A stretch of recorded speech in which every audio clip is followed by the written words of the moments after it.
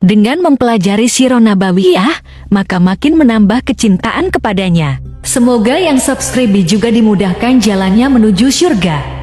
Silahkan tekan tombol like supaya postingan ini semakin tersebar.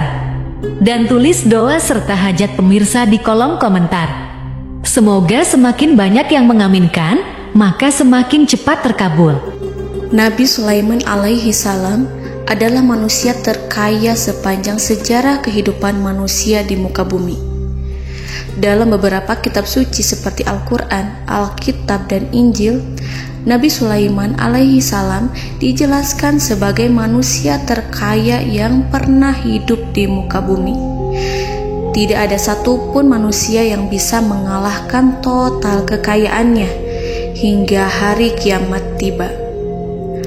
Para arkeolog telah menemukan situs peninggalan sejarah Islam yang mengungkap total kekayaan Nabi Sulaiman alaihi salam.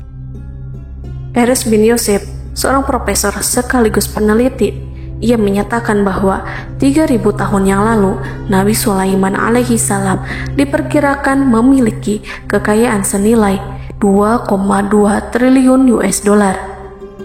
Dan apabila dikonversikan dengan nilai mata uang dolar hari ini, jika dirupiahkan, maka nilainya setara dengan 32.891.870 triliun rupiah.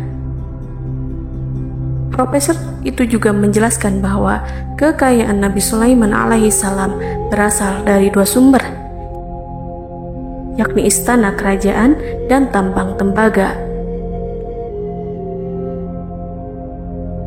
Nilai itu berkali-kali lipat lebih banyak dari total kekayaan negara Indonesia yang hanya mencapai 11.454 triliun per 30 Desember 2021. Nabi Sulaiman alaihi salam memiliki beberapa mukjizat. Di antaranya adalah dapat berbicara dengan bahasa binatang. Beliau dapat memerintah mereka untuk melakukan sesuatu. Beliau juga dapat mengendalikan besar kecilnya tekanan angin dan dapat mengatur ke arah mana angin akan berhembus. Sehingga dengan itu Nabi Sulaiman dapat memanfaatkan angin sebagai kendaraannya dan juga kendaraan tentaranya. Nabi Sulaiman juga bisa melunakkan besi dan membentuknya menjadi pakaian perang yang anti tusukan senjata tajam. Nabi Sulaiman juga memimpin para jin. Mereka tunduk dan patuh pada perintah Nabi Sulaiman alaihi salam. Tidak hanya setan, iblis laknatullah yang merupakan makhluk pembangkang dapat dibuat tunduk bertekuk lutut pada perintah-perintah Nabi Sulaiman. Nabi Sulaiman bisa melakukan teleportasi, yaitu berpindah dari suatu tempat ke tempat yang lain dalam waktu singkat. Peristiwa itu dibuktikan dengan pemindahan singgasana Ratu Balqis atas perintah Nabi Sulaiman. Nabi Sulaiman dikenal sebagai raja yang adil dan bijaksana. Nabi Sulaiman diberkahi kecerdasan yang luar biasa untuk menyatu padukan segenap kekuatan yang Allah berikan kepadanya. Ia mengelola dan membawa kerajaannya menjadi kekuatan raksasa yang tak terkalahkan di masanya dengan segenap kemampuan yang dimilikinya. Tentara Nabi Sulaiman adalah tentara terkuat di bumi tanpa ada yang menandingi. Pertanyaan mendasar yang muncul kali ini adalah dari mana sumber kekayaan dan kekuatan Nabi Sulaiman alaihi salam? Untuk mendapat jawaban dari pertanyaan itu, simak video ini sampai akhir. Sebelum itu, mari bantu channel ini terus berkembang dengan cara subscribe dan nyalakan tanda loncengnya. Berikan komentar yang positif dan berikan like serta share video ini. Bismillahirrahmanirrahim. Sungguh kami benar-benar telah menganugerahkan ilmu kepada Daud dan Sulaiman. Keduanya berkata, segala puji bagi Allah yang melebihkan kami dari kebanyakan hamba-hambanya yang mukmin.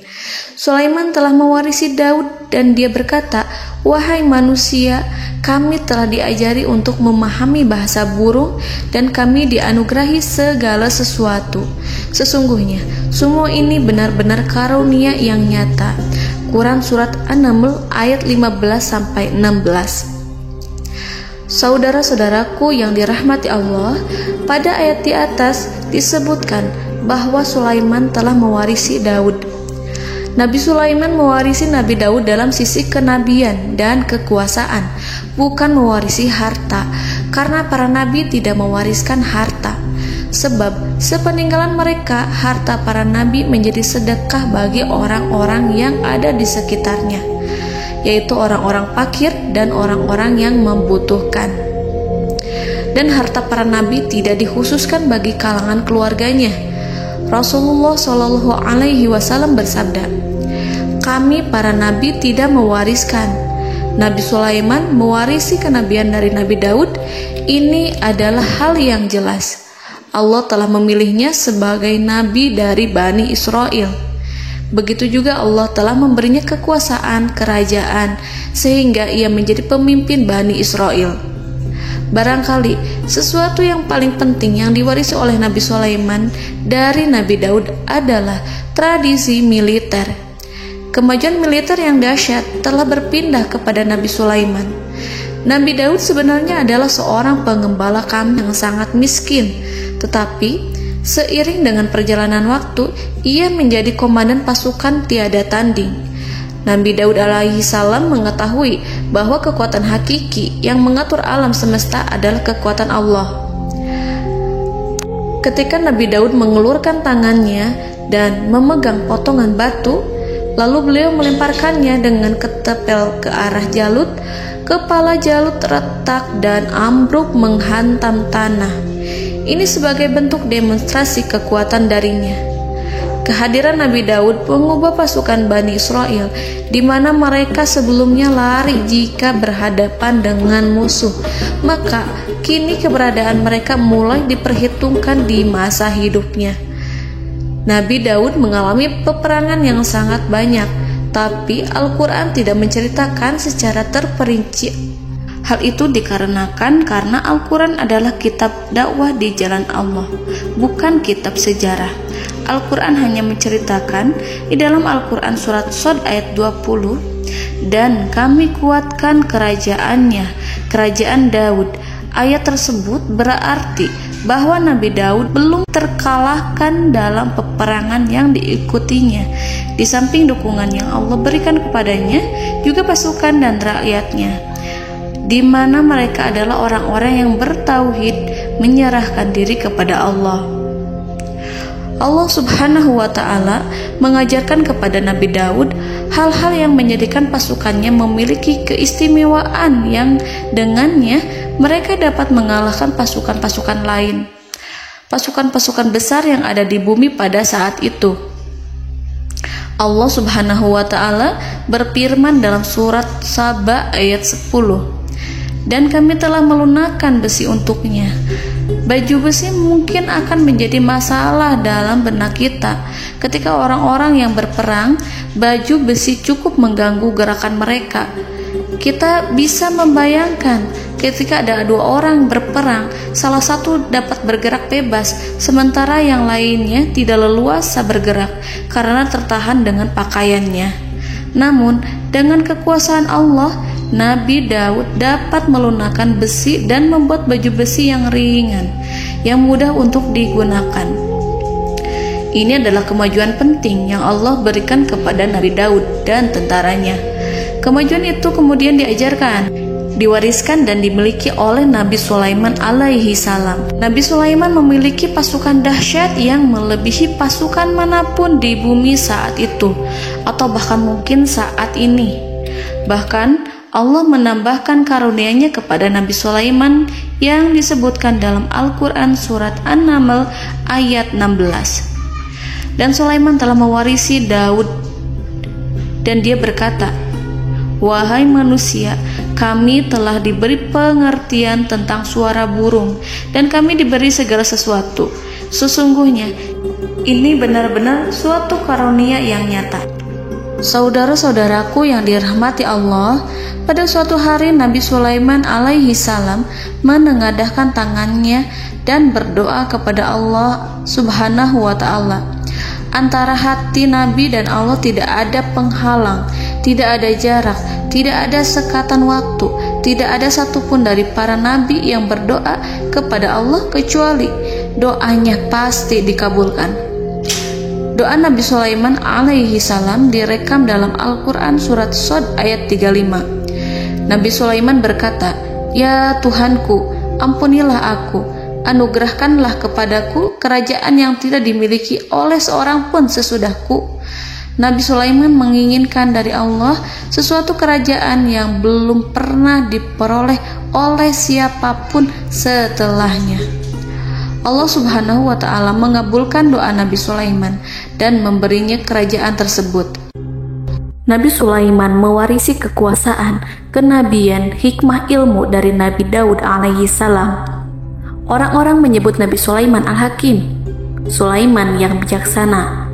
Kebijaksanaan Nabi Sulaiman tidak terbatas pada keadilannya di tengah-tengah manusia dan juga kasih sayangnya kepada mereka. Namun, kebijaksanaan Nabi Sulaiman juga berlaku di kalangan burung dan binatang lainnya. Nabi Daud juga mengenal bahasa burung, tetapi Nabi Sulaiman dapat berbicara dengan bahasa burung. Bahkan, ia dapat menggantikannya sebagai pembantunya. Ketika Nabi Daud bertasbih di gunung, burung-burung serta binatang buas ikut bertasbih bersamanya. Bahkan angin pun berhenti untuk mendengarkan tasbih itu. Sedangkan Nabi Sulaiman alaihi salam, Allah Subhanahu wa ta'ala memberinya karunia lebih dari itu, di mana binatang-binatang buas tunduk padanya, begitu juga angin dan burung. Saudara-saudaraku yang dirahmati Allah, Nabi Sulaiman alaihi salam mampu mendengarkan bisikan semut yang berbicara kepada sesama mereka. Bahkan ia mampu memerintahkan semut tersebut sehingga semut itu menjadi taat pada perintahnya. Pasukan Nabi Sulaiman memiliki kekuatan yang sangat dahsyat. Belum pernah ada di dunia ini satu pasukan pun yang memiliki kekuatan seperti itu. Kekuatan Nabi Sulaiman berasal dari beberapa kombinasi yang sangat mengagumkan, sehingga karenanya ia tidak dapat tertandingi. Kekuatan itu terdiri dari manusia, binatang-binatang, jin, dan lain sebagainya. Kita mengetahui bahwa jin adalah makhluk Allah dan manusia tidak mampu melihatnya atau menghadirkannya atau meminta pertolongan kepadanya. Sedangkan Nabi Sulaiman telah diberi Allah suatu kemampuan untuk menundukkan jin, mempekerjakan mereka sebagai tentara di tengah-tengah peperangan. Bahkan ia mampu menjadikan mereka sebagai pekerja-pekerja kasar di kerajaannya saat tidak ada peperangan. Oleh sebab itu, ketika ada pasukan lain yang mencoba melawan pasukan Nabi Sulaiman, mustahil mereka akan mendapatkan kemenangan. Bahkan pasukan Nabi Sulaiman diperkuat oleh pasukan burung. Burung di pasukan Nabi Sulaiman memerankan tugas penting, yaitu menjadi agen intelijen. Kita mengetahui bahwa peranan informasi saat peperangan adalah hal yang penting. Dari informasi tersebut, pasukan dapat mengetahui keadaan lawannya. Demikianlah peranan burung pada pasukan Sulaiman. Ia terbang di tengah-tengah musuh. Kemudian, ia kembali kepada Nabi Sulaiman untuk menyampaikan berita tentang keadaan lawannya. Di samping jin dan burung, Allah juga menundukkan angin untuk Nabi Sulaiman. Nabi Sulaiman dapat memerintahkan angin dan ia mampu untuk menaiki angin tersebut. Dalam Al-Quran surat Shad ayat 36-40, Allah Subhanahu wa ta'ala berfirman, "Kami tundukkan kepada angin yang berhembus dengan baik menurut kemana saja yang dikehendaki Sulaiman. Dan kami tundukkan pula kepadanya setan-setan, semuanya ahli bangunan dan penyelam, dan setan yang lain yang terikat dalam belenggu. Inilah anugerah kami, maka berikanlah kepada orang lain atau tahanlah untuk dirimu tanpa perhitungan, dan sesungguhnya dia mempunyai kedudukan yang dekat pada sisi kami dan tempat kembali yang baik." Saudara-saudaraku yang dirahmati Allah, Allah Subhanahu wa Ta'ala juga memberikan kemampuan yang tak seorang pun dari para nabi mendapatkannya, yaitu kemampuan untuk memerintah setan. Setan adalah salah satu bagian dari jin. Ia adalah kelompok yang celaka dari bangsa jin. Kelompok ini sebenarnya tidak mampu dikuasai oleh manusia. Bahkan jin yang soleh tidak dapat mengatur setan. Adapun Nabi Sulaiman, Allah telah memberinya kekuasaan untuk menundukkan setan dan mempekerjakannya, bahkan mengikatnya dengan rantai serta menghukumnya jika ia menentang pada perintahnya. Setan membangun untuk Sulaiman istana-istana, patung-patung dan alat-alat perang. Bahkan setan-setan itu menyelam ke dasar lautan untuk mengeluarkan permata dan yakut untuk Sulaiman. Jika di antara setan yang menentang perintahnya, maka Nabi Sulaiman alaihi salam mengikatnya dengan rantai.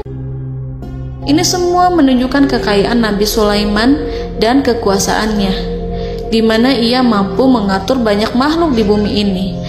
Tentu saja, kemampuan itu semua adalah atas izin dari Allah Subhanahu wa Ta'ala sebagai mukjizat darinya.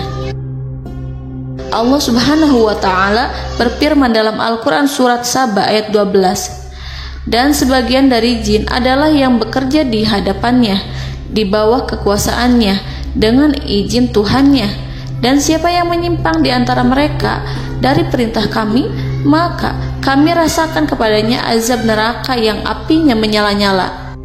Para jin itu membuat untuk Sulaiman apa yang dikehendakinya, dari gedung-gedung yang tinggi, patung-patung, dan piring-piring yang besarnya seperti kolam, atau periuk yang tetap berada di atas tungku. Saudara-saudaraku yang dirahmati Allah, Nabi Sulaiman yang bijaksana adalah penguasa yang tak tertandingi di muka bumi. Meskipun memperoleh nikmat-nikmat khusus yang agung itu yang Allah berikan kepada Sulaiman, beliau tetap menunjukkan dirinya sebagai manusia yang paling banyak berzikir kepada Allah dan manusia yang paling banyak bersyukur di zamannya. Saudara-saudaraku yang dirahmati Allah, sebagaimana Allah Subhanahu wa Ta'ala memberikan nikmat kepada ayahnya Nabi Daud alaihi salam, di mana ia mampu melunakkan besi dan Allah mengajarinya bagaimana cara mencairkan besi, maka Nabi Sulaiman alaihi salam dapat memanfaatkan tembaga yang cair untuk peperangan.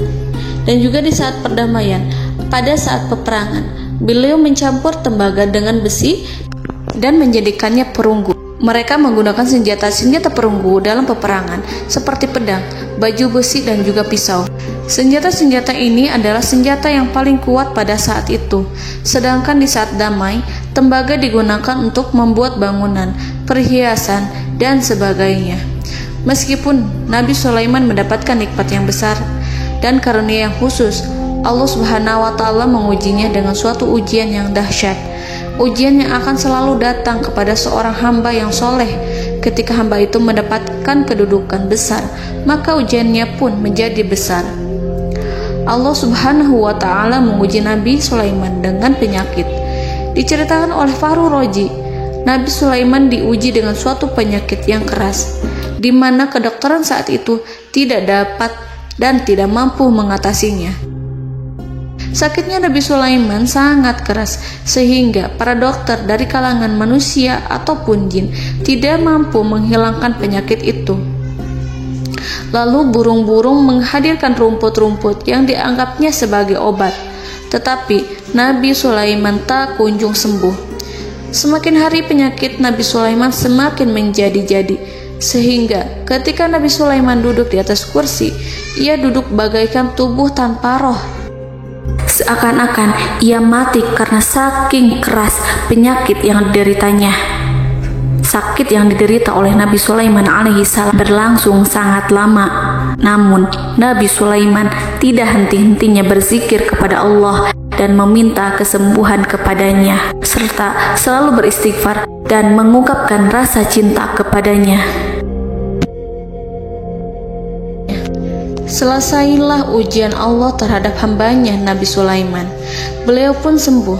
Nabi Sulaiman merasakan kembali kesehatannya Setelah ia mengetahui segala kejayaan dan segala kekuasaan serta segala kebesarannya, tidak lagi mampu menghilangkan penyakit yang dideritanya, kecuali jika Allah menghendaki. Saudara-saudaraku yang dirahmati Allah, Nabi Sulaiman telah membangun tempat ibadah, tempat sujud, sehingga manusia menyembah Allah di dalamnya. Orang-orang yang membangunnya berjumlah puluhan ribu orang. Tentu setiap kelompok dari mereka memiliki pekerjaan masing-masing. Di antara mereka ada yang mencairkan tembaga, di antara mereka ada yang tukang pahat, ada yang tukang ukir, ada yang membelah batu, ada yang memotong kayu, ada yang mendatangkan rumput-rumput dari Libanon, ada yang mendatangkan emas dan menjadikannya lempengan-lempengan yang mengkilat untuk menutupi kayu, serta untuk melapisi dinding-dinding. Bahkan golongan jin pun membantu membangun tempat tersebut, tentu dengan perintah dan bimbingan Nabi Sulaiman. Mereka membuat patung-patung yang besar, membuat bejana yang besar untuk tempat makan para tentara dan pekerja, yaitu bejana seperti gunung. Karena saking berat dan besarnya, mereka juga membuat tempat-tempat minum yang besarnya seperti kolam. Nabi Sulaiman mengawasi para pekerjanya dan juga mengurusi masyarakatnya, di mana beliau mengenali problem mereka dan berusaha memecahkannya. Beliau juga mengawasi pasukan dari kalangan binatang dan burung. Beliau mengetahui apabila ada satu di antara mereka yang tidak datang, kemana ia pergi, serta mengapa ia pergi. Nabi Sulaiman menguasai pengetahuan itu semua. Nabi Sulaiman bukan hanya mengetahui problem tentara-tentaranya dari kalangan manusia ataupun tentaranya dari kalangan burung, namun ia juga menunjukkan kasih sayang terhadap semut, di mana beliau mendengar bisikannya dan tidak suka untuk menginjaknya. Nabi Sulaiman selalu menundukkan kepalanya ke bumi sebagai bentuk rasa rendah diri dan syukur kepada Allah. Pada suatu hari, Nabi Sulaiman alaihi salam berjalan di depan tentaranya, dan tiba-tiba ia mendengar suara semut yang berkata kepada temannya dari kalangan semut. Hal itu terekam dalam Al-Quran surat An-Naml ayat 18-19. Wahai semut-semut, masuklah ke dalam sarang-sarangmu agar kamu tidak terinjak oleh Sulaiman dan tentaranya, sedangkan mereka tidak menyadarinya. Nabi Sulaiman alaihi salam tersenyum mendengar itu, dan ia berdoa, "Ya Allah, ya Tuhanku, berilah aku ilham untuk tetap mensyukuri nikmat-Mu yang telah Engkau anugerahkan kepadaku dan kepada kedua orang ibu bapakku, dan untuk mengerjakan amal soleh yang Kau ridhoi, dan masukkanlah aku ke dalam rahmat-Mu, ke dalam golongan hamba-hamba-Mu yang soleh."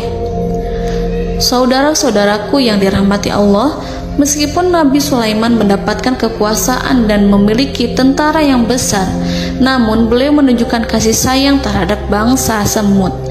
Beliau mendengarkan bisikannya dan melihat semut yang ada di depannya. Oleh karena itu, tak mungkin baginya untuk menginjak golongan semut itu.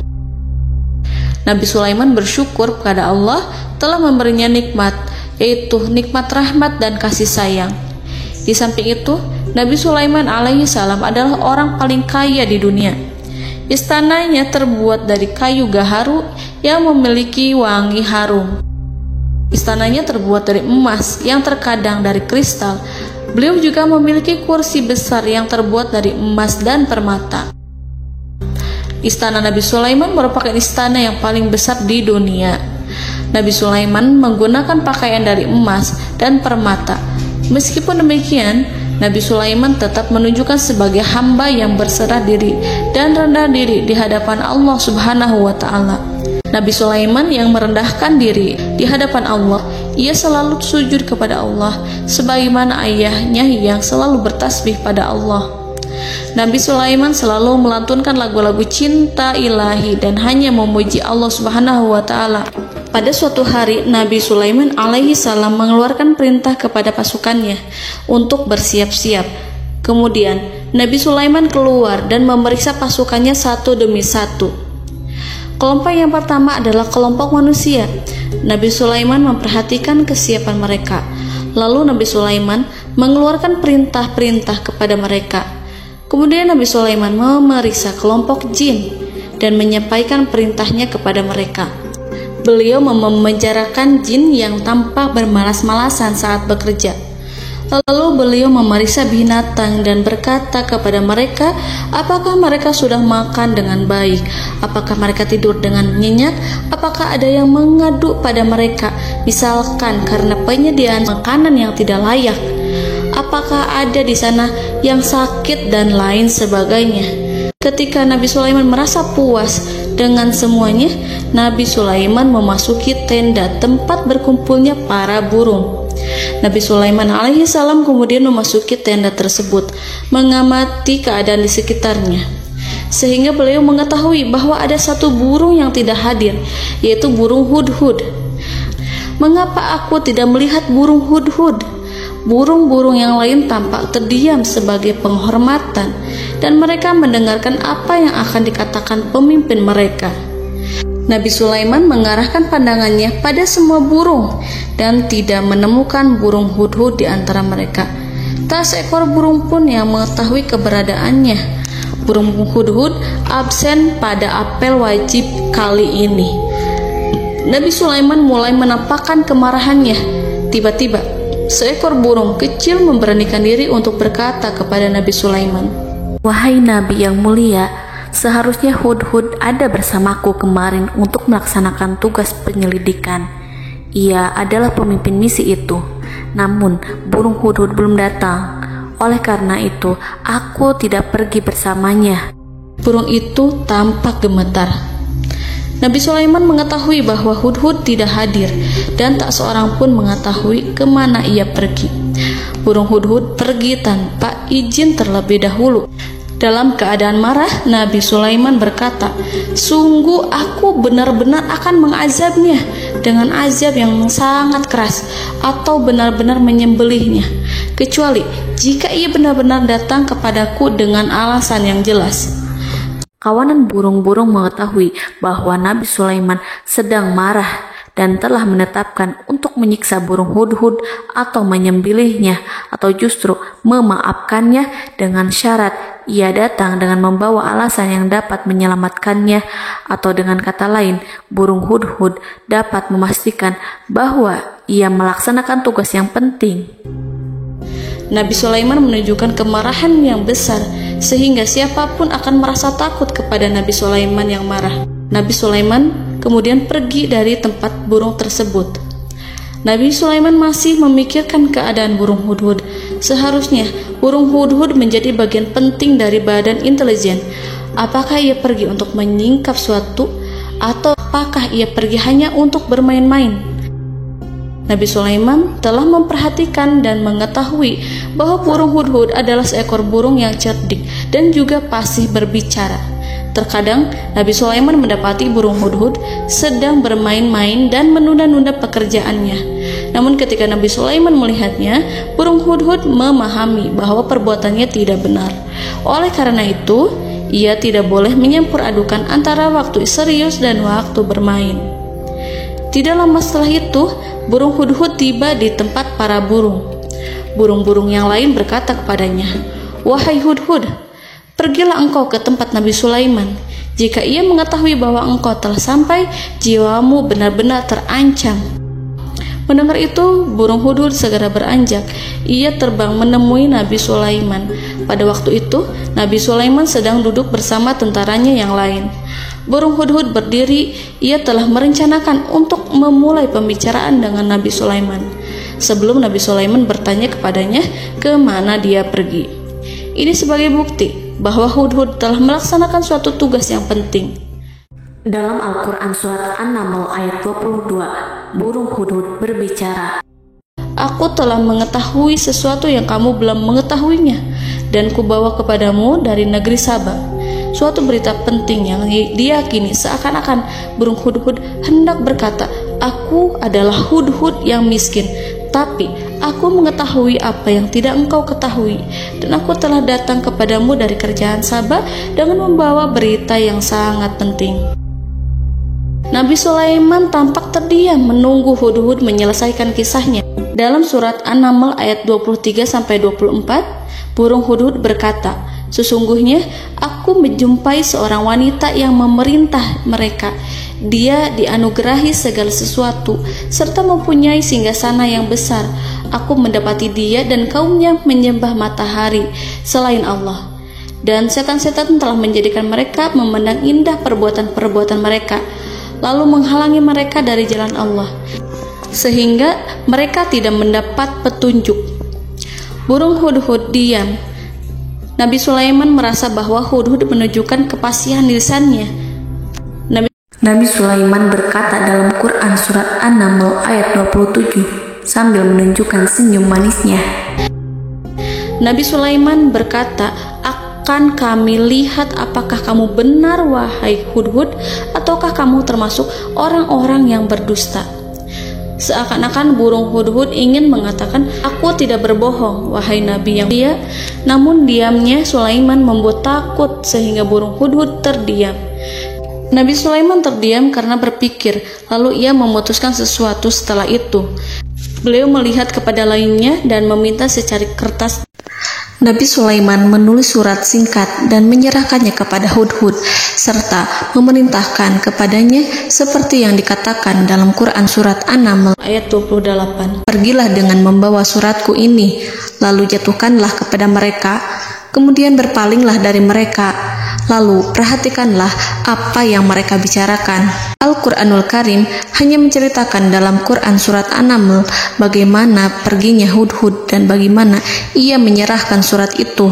Lalu Al-Quran langsung menyebut keadaan kerajaan Balqis yang saat itu sedang membaca surat di depan para pembesar kerajaan dan para menterinya. Dalam Al-Quran surat An-Naml ayat 29-31 berkatalah Balqis, "Wahai pembesar-pembesar, sesungguhnya telah dijatuhkan kepadaku sebuah surat yang mulia. Sesungguhnya surat ini dari Sulaiman, dan sesungguhnya isinya dengan menyebut nama Allah yang Maha Pengasih lagi Maha Penyayang, bahwa janganlah kalian berlaku sombong terhadapku, dan datanglah kepadaku sebagai orang yang berserah diri." Saudara-saudaraku yang dirahmati Allah, dalam surat tersebut Nabi Sulaiman menyebutkan supaya mereka menyerahkan diri dan tunduk kepada perintah Nabi Sulaiman. Nabi Sulaiman memerintahkan agar mereka meninggalkan penyembahan terhadap matahari. Nabi Sulaiman tidak mempersoalkan akidah mereka dan tidak memuaskan mereka dengan apapun. Nabi Sulaiman hanya memerintahkan bahwa ia berada di atas kebenaran. Bukankah ia didukung kekuatan yang berlandaskan keyakinan yang dimilikinya? Nabi Sulaiman hanya memerintahkan mereka agar tunduk dan patuh kepadanya. Ratu Sabak menyampaikan surat tersebut di tengah-tengah kaumnya. Dalam Quran surat An-Naml ayat 32 dijelaskan, "Dan berkatalah Balqis, wahai para pembesar, berilah aku pertimbangan dalam urusanku ini. Aku tidak pernah memutuskan sesuatu persoalan sebelum kamu berada dalam majelisku." Saudara-saudaraku yang dirahmati Allah, para pembesar istana Balqis menentang surat tersebut. Isi surat itu membangkitkan kesombongan kaum Sabak, di mana mereka merasa lebih kuat. Mereka mengetahui bahwa di sana ada seorang yang mencoba menentang mereka dan mengisyaratkan peperangan kepada mereka. Lalu ia meminta kepada mereka untuk memenuhi syarat-syaratnya sebelum terjadinya peperangan dan kekalahan. Dalam surat An-Naml ayat 33, mereka menjawab, "Kita adalah orang-orang yang memiliki kekuatan dan juga memiliki keberanian yang sangat besar dalam peperangan. Dan keputusan berada di tanganmu, wahai rajaku. Maka pertimbangkanlah apa yang akan kamu perintahkan." Saudara-saudaraku yang dirahmati Allah, para pembesar kaum Sabak seakan ingin berkata, "Kita siap untuk melaksanakan perang." Tampaknya ratu itu memiliki kebijakan yang lebih baik dari pembesar kaumnya. Surat Sulaiman itu membuatnya berpikir lebih jernih dan lebih berhati-hati. Ia berusaha sebisa mungkin menghindari peperangan. Ratu itu berpikir dalam tempo yang lama. Nama Sulaiman tidak diketahuinya dan ia pun belum pernah mendengarnya. Oleh karena itu, Ratu kaum Sabak tidak mampu mengetahui dan mendeteksi seberapa besar kekuatan Nabi Sulaiman. boleh jadi Nabi Sulaiman memiliki kekuatan yang dahsyat, sehingga ia mampu memerangi kekuasaannya dan mengalahkannya. Kemudian ratu memperhatikan apa yang ada di sekelilingnya. Ia melihat kemajuan masyarakatnya dan juga kekayaannya. Barangkali ia mengira bahwa Nabi Sulaiman iri terhadap kemajuan dan kekayaannya itu, sehingga Nabi Sulaiman ingin menyerangnya. Setelah mempertimbangkan isi surat Nabi Sulaiman dengan cermat, Ratu Saba memilih untuk tidak bersikap ceroboh dan bodoh. Ratu lebih suka untuk menggunakan bahasa kelembutan. Ia mengirim kepada Nabi Sulaiman suatu hadiah yang besar. Ratu mengira bahwa Nabi Sulaiman seorang yang ambisius, yang boleh jadi ia telah mendengar tentang kekayaan kerajaan Saba. Para utusan pergi dengan membawa hadiah dari Ratu Saba. Ratu berharap agar mereka dapat memasuki kerajaan Nabi Sulaiman dan akan mengetahui kondisi kerajaannya. Saat mereka pulang, Ratu ingin mendengar secara langsung dari mereka tentang bagaimana keadaan kaum Nabi Sulaiman dan pasukannya. Setelah mendapatkan informasi yang cukup, maka Ratu Balqis dapat membuat sesuatu keputusan yang tepat. Ratu menyembunyikan apa yang terlintas dalam pikirannya, lalu ia berbicara kepada pembesar istananya bahwa ia dapat menyingkap niat jahat Raja Sulaiman melalui cara mengirimkan hadiah kepadanya. Ratu lebih memilih cara tersebut dan menunggu reaksi dari Nabi Sulaiman. Ratu berhasil memuaskan para pembesar istana, dan untuk sementara ia menghilangkan ide untuk berperang. Karena para raja jika menyerang suatu desa, maka pemimpin desa tersebut adalah orang yang paling banyak mendapatkan kehinaan. Akhirnya, para pembesar kaumnya merasa puas dengan pikiran Ratu Balqis. Saudara-saudaraku yang dirahmati Allah, dalam surat An-Naml ayat 34-35 dijelaskan, Ratu Balqis berkata, "Sesungguhnya raja-raja apabila memasuki suatu negeri, niscaya mereka akan membinasakannya dan menjadikan penduduknya yang mulia menjadi hina. Dan demikian pula lah yang akan mereka perbuat. Dan sesungguhnya aku akan mengirim utusan kepada mereka dengan membawa hadiah, dan aku akan menunggu apa yang akan dibawa kembali oleh utusan itu." Kemudian sampailah hadiah dari Ratu Balqis kepada Nabi Sulaiman. Para intelijen Nabi Sulaiman memberitahunya bahwa utusan Balqis datang dengan membawa hadiah.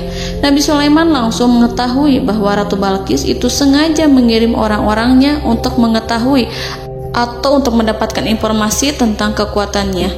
Lalu setelah itu ia akan mengambil keputusan atau mengambil sikap kepada kerajaan Sulaiman. Nabi Sulaiman segera memanggil semua pasukannya untuk berkumpul. Utusan Balqis segera memasuki istana Nabi yang dipenuhi dengan pasukan yang besar, bersenjata. Melihat itu, utusan Ratu Balqis tercengang dan terkejut ketika mereka melihat kekayaan yang mereka bawa tidak ada apa-apanya dibandingkan dengan kerajaan Nabi Sulaiman. Hadiah mereka tampak tidak berarti. Emas yang mereka bawa tampak tidak memiliki makna saat mereka memasuki istana Nabi Sulaiman yang terbuat dari kayu-kayu pohon gaharu yang mengeluarkan bau yang harum serta dihiasi dengan emas permata. Para utusan Ratu Balqis berdiri bersama Nabi Sulaiman dan menyaksikan bagaimana Nabi Sulaiman mengendalikan pasukannya. Kemudian mereka mulai berpikir tentang kekuatan dan kualitas pasukan Nabi Sulaiman. Betapa kagetnya mereka ketika melihat di tengah-tengah pasukan itu terdapat singa, burung, dan tentara dari kalangan manusia yang mampu terbang. Mereka pun sadar bahwa mereka di hadapan pasukan yang tiada tandingannya. Selesailah demonstrasi pasukan Nabi Sulaiman. Kemudian para utusan ratu dipersilahkan maju ke tempat hidangan makanan. Para utusan itu sangat terkejut ketika melihat berbagai macam makanan dari penjuru dunia ada di depannya. Dan di antara makanan itu terdapat pula makanan yang biasa ditemukan di negeri mereka. Tetapi mereka melihat bahwa makanan itu memiliki rasa yang lebih istimewa. Selain itu, piring-piring yang ada di depan mereka terbuat dari emas dan mereka dilayani oleh laki-laki yang berhias dengan emas. Di meja makan itu terdapat burung, ikan laut, dan berbagai macam daging yang mereka tidak mampu lagi membedakan daging apa itu. Nabi Sulaiman tidak makan bersama mereka, tapi beliau makan dengan menggunakan piring yang terbuat dari kayu. Beliau memakan roti yang kering yang dicampur dengan minyak. Inilah makanan yang dipilih Nabi Sulaiman. Makan bersama mereka dalam keadaan diam, mereka merasa kehadiran Nabi Sulaiman menciptakan suatu wibawa yang luar biasa. Selesai perjamuan itu, lalu dengan sangat malu mereka menyerahkan hadiah dari Ratu Balqis kepada Nabi Sulaiman. Hadiah itu berupa emas yang bagi mereka hadiah itu sangat bernilai tinggi. Tapi di sini hadiah itu tampak kecil di hadapan kekayaan-kekayaan Nabi Sulaiman yang sangat mengagumkan.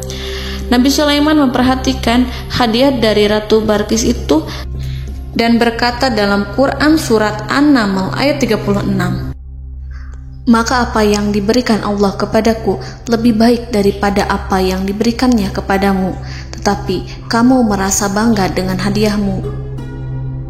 Saudara-saudaraku, Raja Sulaiman menyingkap dengan kata-katanya yang singkat itu penolakannya terhadap hadiah mereka. Ia memberitahu utusan itu bahwa ia tidak menerima hadiah tersebut. Ia tidak merasa puas dengan hadiah itu. Yang membuatnya puas hanyalah, "Janganlah kalian berlaku sombong terhadapku dan datanglah kepadaku sebagai orang-orang yang berserah diri." Lalu Nabi Sulaiman berkata kepada mereka dengan pelan. Hal itu diabadikan dalam Al-Quran surat An-Naml ayat 37.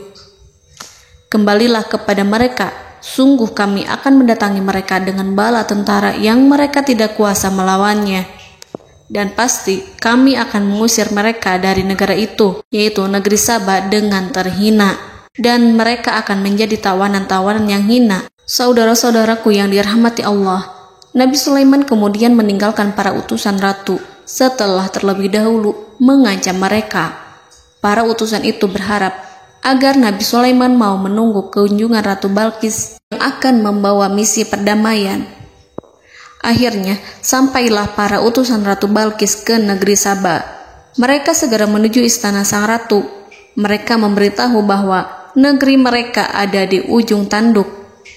Mereka menceritakan kepada ratu tentang kekuatan Nabi Sulaiman dan tidak mungkin bagi mereka mampu melawannya. Mereka meyakinkan Ratu Balqis bahwa ia harus mengunjunginya dan melihat sendiri bagaimana kebesaran kerajaan Nabi Sulaiman. Kemudian Ratu Balqis menyiapkan dirinya untuk pergi menuju kerajaan Nabi Sulaiman. Nabi Sulaiman duduk di kursi kerajaan di tengah-tengah para pembesarnya dan para menterinya, serta para komandan pasukannya. Beliau berpikir tentang sosok Balqis. Nabi Sulaiman mengetahui bahwa Balqis menuju tempatnya. Balqis dikelilingi rasa takut. Nabi Sulaiman berpikir sejenak tentang bagaimana matahari disembah. Ia memikirkan bagaimana informasi yang diterima oleh intelijennya tentang kemajuan kerajaan Balqis dalam bidang kesenian dan ilmu pengetahuan. Nabi Sulaiman bertanya kepada dirinya sendiri, apakah kemajuan menjadi penghalang untuk mengetahui kebenaran? Apakah ratu itu senang dengan kekuatan yang dicapainya? Dan ia membayangkan bahwa kekuatannya adalah segalanya.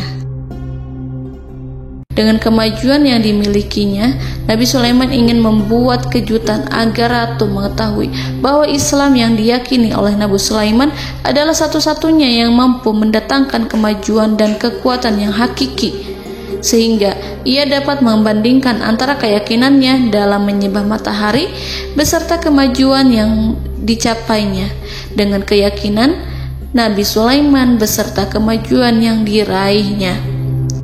Saudara-saudaraku yang dirahmati Allah, para mata-mata Nabi Sulaiman telah memberitahunya bahwa hal yang sangat disegani dan dikagumi oleh kaum Balqis adalah kerajaan Saba, yaitu singgasana Ratu Balqis. Singgasana itu terbuat dari emas dan batu delima. Singgasana tersebut dijaga oleh penjaga yang sangat disiplin, di mana mereka tidak pernah lalai sedikit pun. Oleh karena itu, sangat tepat apabila Nabi Sulaiman menghadirkan singgasananya di sini, di kerajaannya. sehingga ketika ratu tiba, maka ia dapat duduk di atasnya. Nabi Sulaiman ingin membuat kejutan kepadanya dan menunjukkan bahwa kemampuannya tersebut yang berlandaskan pada keislaman. Nabi Sulaiman melakukan yang demikian itu dengan harapan agar si ratu tunduk kepadanya. Ide itu terlintas dalam diri Nabi Sulaiman. Lalu ia mengangkat kepalanya dan menoleh kepada anak buahnya. Hal itu diabadikan dalam Quran Surat An-Naml ayat 38. Wahai para pembesar, siapakah di antara kamu sekalian yang sanggup membawa singgasananya kepadaku sebelum mereka datang kepadaku sebagai orang-orang yang berserah diri? Saudara-saudaraku, perhatikanlah ungkapan pikiran Nabi Sulaiman tersebut. Semua pemikirannya berkisar tentang keislaman para penyembah matahari, tentang bagaimana beliau dapat memberikan petunjuk kepada mereka di jalan Allah. Yang pertama menjawab pertanyaan Nabi Sulaiman adalah jin Ifrit. Dalam Quran Surat An-Naml ayat 39, berkatalah Ifrit yang cerdik dari golongan jin, "Aku akan datang kepadamu dengan membawa singgasana itu sebelum kamu berdiri dari tempat dudukmu. Sesungguhnya aku benar-benar kuat untuk membawanya, lagi dapat dipercaya." Nabi Sulaiman berdiri dari tempat duduknya.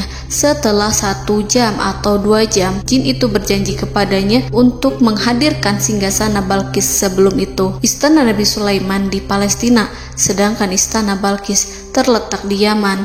Antara singgasana tersebut dengan singgasana Nabi Sulaiman berjarak lebih dari ribuan mil. Barangkali pesawat yang cepat sekalipun yang kita kenal hari ini tidak akan mampu membawa dan mendatangkan istana itu dalam waktu 1 jam. Tetapi masalahnya di sini, berhubung dengan kekuatan jin yang serba misterius, Nabi Sulaiman tidak mengomentari sedikit pun terhadap apa yang dikatakan oleh Ifrit. Nabi Sulaiman tampak menunggu tanggapan lain yang mampu menghadirkan singgasana Balkis yang lebih cepat dari jin Ifrit. Nabi Sulaiman menoleh kepada seorang yang di sana, yang duduk di atas naungan. Hal itu diceritakan dalam Al-Quran Surat An-Naml ayat 40. Berkatalah seseorang yang mempunyai ilmu dari Alkitab, "Aku akan membawa singgasana itu kepadamu sebelum matamu berkedip." Maka tatkala Sulaiman melihat singgasana itu terletak di hadapannya, ia pun berkata, "Ini termasuk karunia Tuhanku untuk menguji aku, apakah aku akan bersyukur atau mengingkari nikmatnya? Dan barang siapa yang bersyukur, maka sesungguhnya dia bersyukur untuk kebaikan dirinya sendiri. Dan barang siapa yang ingkar, maka sesungguhnya Tuhanku Maha Kaya lagi Maha Mulia." Saudara-saudaraku, belum lama seseorang yang mempunyai ilmu dari Alkitab menyatakan kalimatnya, sehingga singgasana itu tiba-tiba ada di depan Nabi Sulaiman, yang mampu menghadirkan singgasana itu lebih cepat dari kedipan mata. Al-Quranul Karim tidak menyingkap kepribadian seseorang yang menghadirkan singgasana itu. Al-Quran hanya menggarisi bahwa orang itu mempunyai ilmu dari Alkitab. Al-Quran tidak menjelaskan kepada kita apakah ia seorang malaikat, ataukah manusia, ataukah jin. Al-Quran sengaja tidak menyingkap hakikat kitab yang dimaksud. Saudara-saudaraku yang dirahmati Allah, setelah melihat singgasana itu, Nabi Sulaiman bersyukur kepada Allah. Ia mulai memperhatikan singgasana sang ratu. Singgasana tersebut merupakan simbol pembangunan dan juga kemajuan. Tetapi tampaknya ia hanya sesuatu yang biasa saja jika dibandingkan dengan kekuasaan dan kebesaran ciptaan yang dibuat oleh manusia dan jin di kalangan istana Nabi Sulaiman. Nabi Sulaiman memikirkan dalam tempo yang sangat lama singgasana Ratu Balkis itu. Kemudian beliau memerintahkan agar singgasana itu diperbaiki, sehingga saat Ratu Balkis datang, dia akan mengujinya. Apakah Ratu Balkis dapat mengenali singgasananya ataukah tidak? Dalam Al-Quran Surat An-Naml ayat 41, Nabi Sulaiman berkata, "Ubahlah baginya singgasananya, maka kita akan melihat apakah dia mengenal ataukah dia termasuk orang-orang yang tidak mengenalnya." Saudara-saudaraku yang dirahmati Allah, Nabi Sulaiman memerintahkan agar dibangun istana yang akan digunakan untuk menyambut Ratu Balkis. Nabi Sulaiman memilih tempat di laut, dan ia memerintahkan agar dibangun suatu istana di mana sebagian besarnya terdiri dari air laut. Nabi Sulaiman memerintahkan agar lantainya itu terbuat dari kaca yang tebal dan kuat, sehingga orang-orang yang berjalan di atas istana itu akan dapat melihat di bawahnya ada ikan-ikan berwarna-warni yang berenang-renang. Dan mereka akan melihat rumput-rumput laut yang bergerak-gerak. Akhirnya, selesailah pembangunan istana itu. Saking bersihnya kaca lantainya, sehingga tampak di sana tidak ada kaca. Burung hudhud memberitahu Nabi Sulaiman bahwa Balqis telah sampai dekat kerajaannya. Kemudian Ratu Balqis datang. Al-Quran tidak menyebutkan keadaan Nabi Sulaiman saat menyambut Balqis, namun Al-Quran menunjukkan dua sikap Ratu Balqis. Yang pertama, bagaimana sikap Balqis ketika pertama kali melihat singgasananya yang datang mendahuluinya, padahal ia telah meninggalkan pengawalannya untuk tetap setia menjaga singgasananya itu. Keadaan kedua adalah keadaan di depan istana yang dibangun untuk penyambutan Balqis. Istana itu penuh dengan permata yang berenang-renang di bawahnya ikan-ikan. Dalam Quran Surat An-Naml ayat 42 dijelaskan, dan ketika Balqis datang, ditanyakanlah kepadanya, serupa inikah singgasanamu? Balqis menjawab, seakan-akan singgasana ini adalah singgasanaku. Kami telah diberi pengetahuan sebelumnya, dan kami adalah orang-orang yang berserah diri. Saudara-saudaraku, pada dialek di atas, Balqis melihat singgasananya dan ia tercengang saat mengetahui bahwa itu adalah singgasana miliknya. Namun kemudian ia mulai ragu karena melihat tidak sepenuhnya itu singgasana miliknya. Jika itu benar-benar miliknya, lalu bagaimana ia datang mendahuluinya? Dan bila bukan singgasananya, maka bagaimana Sulaiman dapat meniru sepersis dan seteliti itu? Padahal Sulaiman tidak pernah sekalipun ke kerajaannya. Nabi Sulaiman berkata saat melihat Balqis mengamati singgasananya, apakah ini singgasanamu? Balqis terlihat sangat kebingungan, namun setelah itu ia menjawab, sepertinya benar. Nabi Sulaiman berkata, kami telah diberi ilmu sebelumnya dan kami sebagai orang-orang muslim.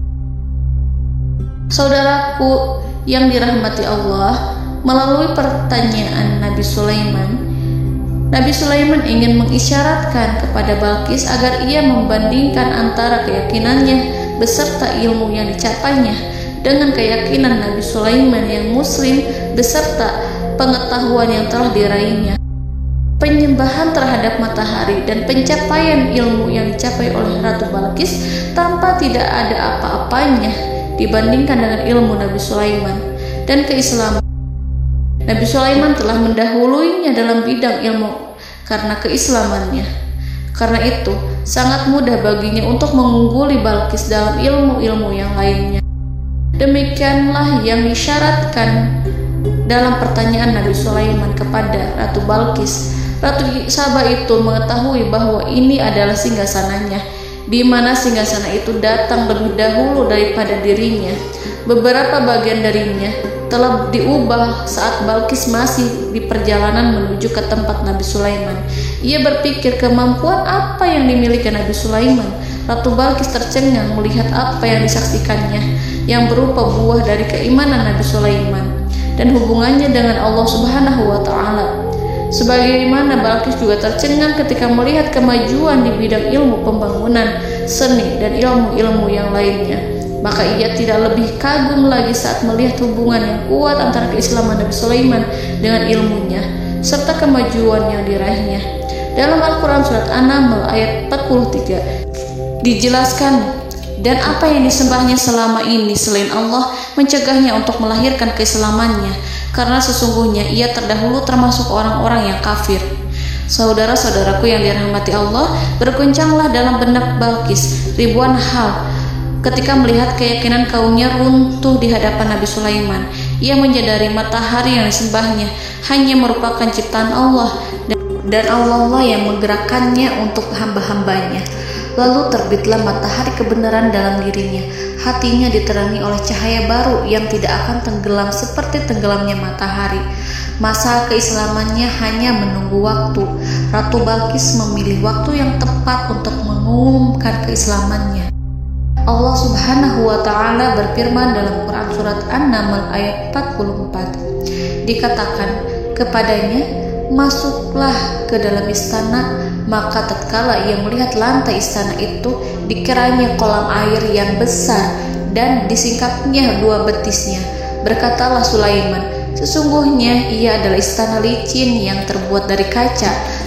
Berkatalah Balqis, wahai Tuhanku, sesungguhnya aku telah berbuat zalim terhadap diriku dan aku berserah diri bersama Sulaiman kepada Allah Tuhan semesta alam. Saudara-saudaraku yang dirahmati Allah, dikatakan kepada Balqis, masuklah ke dalam istana. Ketika ia masuk, maka ia tidak menyaksikan adanya kaca, tetapi ia melihat air, sehingga ia mengira akan bersinggungan dengan air. Lalu ia menyingkapkan sedikit bajunya agar bajunya itu tidak basah. Nabi Sulaiman mengingatkannya tanpa melihatnya agar ia tidak khawatir terhadap pakaiannya, karena pakaiannya tidak akan basah, sebab di sana tidak ada air. Itu sekedar kaca yang halus, yang saking halusnya sehingga ia tidak tampak. Pada kesempatan itulah Balqis mengumumkan keislamannya yang mengakui kelalimannya, dan ia menyatakan menyerahkan diri kepada Nabi Sulaiman dan kepada Allah Tuhan semesta alam. Lalu kaumnya pun mengikutinya dan mereka memeluk Islam. Balqis menyadari ia berhadapan dengan penguasa yang terbesar di bumi dan Nabi Allah yang mulia.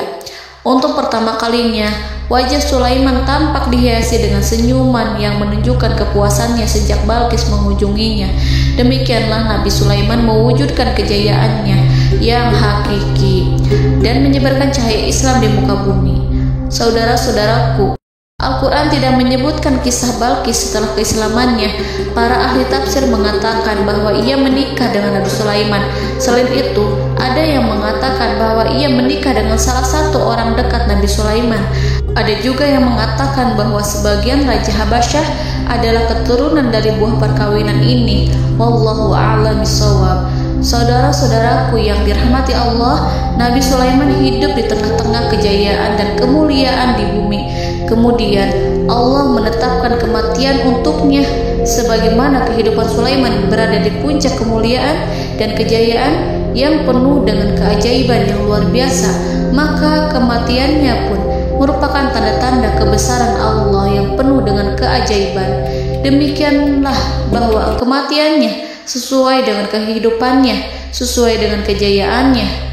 Allah berfirman tentang kematian Sulaiman di dalam Al-Quran Surat Saba ayat 14. Maka tatkala kami telah menetapkan kematian Nabi Sulaiman, tidak ada yang menunjukkan kepada mereka kematiannya itu kecuali rayap yang memakan tongkatnya.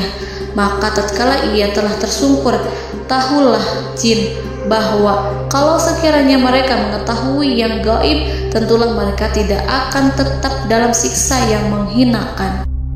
Saudara-saudaraku, kemampuan Nabi Sulaiman untuk menundukkan jin dan mempekerjakan mereka serta hubungan mereka dengan semua itu menimbulkan fitnah di tengah-tengah manusia. Dalam hal tertentu, kematian Nabi Sulaiman merupakan batasan jawaban terhadap fitnah ini. Kami tidak mengetahui siapa yang mengklaim bahwa jin mengetahui hal yang gaib. Apakah itu setan yang terkutuk, atau jin yang bodoh, atau manusia yang tertipu? Kami tidak mengetahui siapa yang bertanggung jawab terhadap tersebarnya isu yang keliru ini. Yang kita ketahui adalah bahwa hal tersebut adalah mempengaruhi sebagian manusia dan jin. Barangkali manusia berkata kepada diri mereka, selama jin melakukan perbuatan yang luar biasa ini, maka apa gerangan yang menjadikan mereka tidak mengetahui hal yang gaib itu? Manusia itu lupa bahwa kunci kegaiban berada di tangan Allah. Masalah ilmu gaib tidak akan mampu dikuasai oleh jin dan manusia. Hanya Dia yang mengetahuinya, dan manusia diberitahu hanya sedikit sekali.